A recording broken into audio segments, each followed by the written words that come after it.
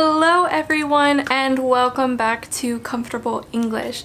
My name is Sarah Comfort and I am so happy to have you here for another Learn English with the News lesson. In this lesson, I guide you through a news article using questions. I ask who, I ask why, I ask what.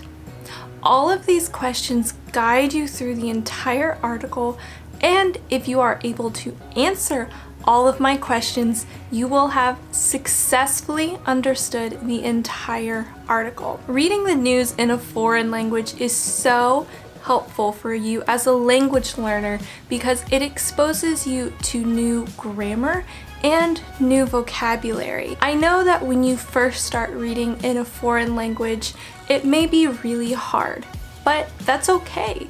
The more that you practice reading in a foreign language, the easier it will become. So for today's lesson, I will give you 6 questions that will guide you through this article. On my blog, I have these questions listed as well as a full transcript of today's lesson and my answers to these questions. As you go through the article, write down your answers, and then to check yourself, go to my blog, which I will link for you, and check your answers there. So let's get to the questions. How many square kilometers is England? What does LIDAR mean? Presently, how much of the country has been mapped?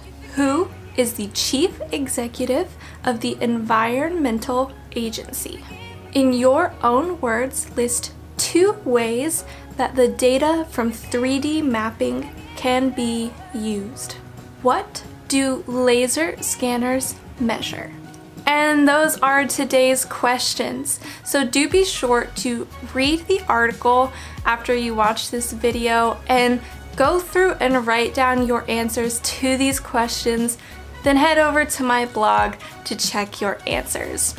If you don't get all of the answers to these questions, don't worry. This exercise is hard, but I promise that the more you do it, the easier it will become. If you'd like, leave your answers in the comments below. I'd love to know what you thought of the article and what your answers to these questions are. Thank you so much for watching. I hope you enjoyed this lesson. Please be sure to give it a big thumbs up if you learned something today, and I will see you later. Bye!